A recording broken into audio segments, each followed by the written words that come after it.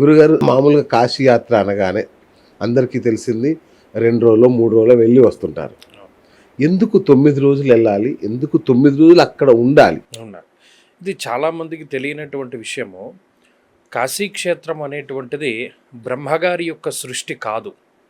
కాశీక్షేత్రము సాక్షాత్తు పరమశివుడు నిర్మించుకున్నటువంటి ఆనంద కాననము అంటారు. అంటే దాని పేరు ఆనందవనము. పరమశివుడు సాక్షాత్తు పార్వతీదేవితోటి విహరిస్తూ ఉండడానికి ఆయన ఎంతో ఉప్పొంగిపోతూ నడుస్తూ ఉండేటువంటి క్షేత్రం అది కాశీక్షేత్రం. అంటే ఆయన బ్రహ్మగారు కూడా ఈర్ష్యని పొందినటువంటి క్షేత్రం. అంటే నా సృష్టి గొప్పదా, కాశీ గొప్పదా అని చెప్పి ఒకసారి ఇందాక మనం గతంలో కూడా ఒకసారి చెప్పుకున్న ఒక త్రాసు తీసుకుని ఆయన చూస్తే ఆ కాశీ క్షేత్రం యొక్క బరువుకి ఈ మిగతా ఈ స్వర్గము లేకపోతే ఈ భువనాలు ఇవన్నీ కూడా పైకి వెళ్ళిపోయి ఇంకా పైనే ఉండిపోయినటువంటి పరిస్థితి. అంటే అంత బరువు ఉన్నటువంటి అంత గొప్పదైనటువంటి క్షేత్రం.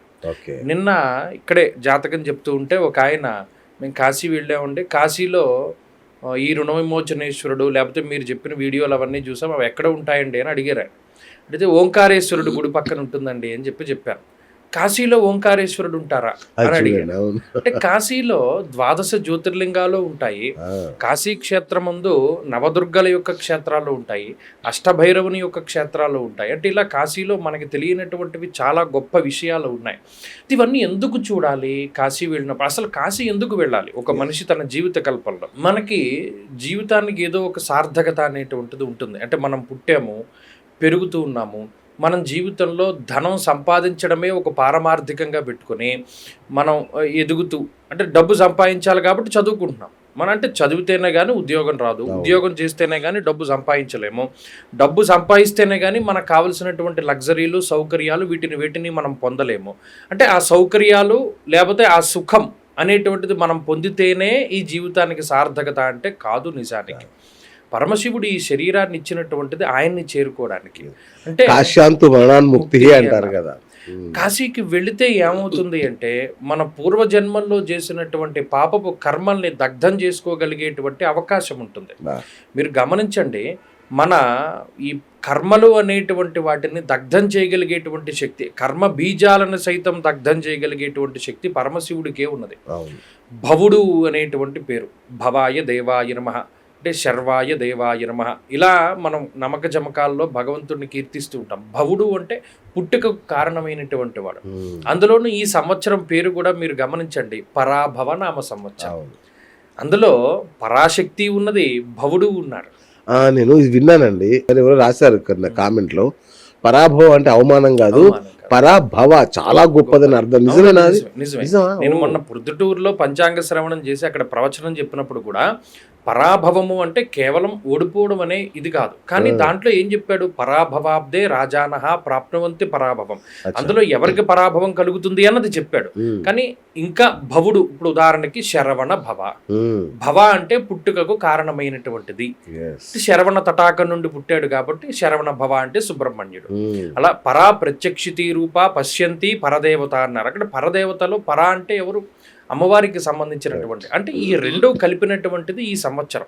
అంటే ఈ సంవత్సరంలో ఎవరైతే శివశక్తి సమ్మేళనమైనటువంటి ఆ యోగాన్ని పొందగలుగుతారో, వారి యొక్క అమ్మవారి యొక్క లేదా పరమశివుడి యొక్క దర్శనం కానీ వారికి సంబంధించినటువంటివి కానీ చేసుకోగలుగుతారో వారికి అత్యద్భుతమైనటువంటి ఆధ్యాత్మిక శక్తి లభిస్తుంది అన్న. అందులో మనం వెళ్ళేటువంటిది కూడా చక్కటి ఈ చైత్రమాసంలోనే మనం ప్రయాణం చేస్తూ ఉన్నాం. ఆ తర్వాత వైశాఖంలో కూడా కొన్ని రోజులు ఉండబోతూ ఉన్నాం. అది చాలా గొప్ప విషయం. దీని తర్వాత మరలా మనం జ్యేష్ఠమాసంలోనే వెళతాం. ఎందుకు? ఈ జ్యేష్ఠమాసే సితే పక్షే దశమ్యాం హస్త సంయుతో అన్నాడు. దశపాపహర దశమని, అంటే మన జీవితంలో మనం అనేక రకాల పాపాలు చేసి ఉంటాం. ఈ శరీరాన్ని అంటుకుని ఉన్నటువంటి పాపాదులు పూర్వజన్మలుగా వస్తూ ఉన్నటువంటివి 10 రకాలైనటువంటి 10 పాపాలని మనం తొలగింపజేసుకోవాలి అంటే ఆ దశపాపహర దశం రోజున చేయవలసినటువంటివి కొన్ని ఉన్నాయి. అసలు జనరల్గా ప్రతి సంవత్సరం ఆ టైంకే వెళ్తాం. అప్పుడు 52 డిగ్రీలు ఉంటుంది కాశీక్షేత్రంలో. అంటే మామూలుగా ఇలా పడవ మీద వెళుతూ ఉంటే 12ంటికి మణికర్ణిక ఘాట్లో భయంకరమైన వేడి పెనం దగ్గర కూర్చుంటే ఎలా ఉంటుంది మొహం, అంత ఎలా ఉంటుంది. కానీ ఆ సమయంలో వెళ్ళి 12 గంటలు ఆ ప్రాంతంలో మనం మణికర్ణిక ఘాట్లో స్నానం చేసినా, లేదు ఆ రోజున దశపాపహర దశమ రోజున దశాశ్వమేధ ఘాట్లో మనం చెప్పుకోదగినటువంటి కొన్ని కర్మలు చేస్తే మనస అంటే మానసిక, వాచక, కాయక దోషాదులు, ఓ ఇటువంటి వాటి నుండి 10 రకాలైనటువంటివి, అలాంటివి 10 జన్మల్లో చేసినటువంటివి బా. అలా పోతాయి అన్నాడు. ఎలా పోతాయి?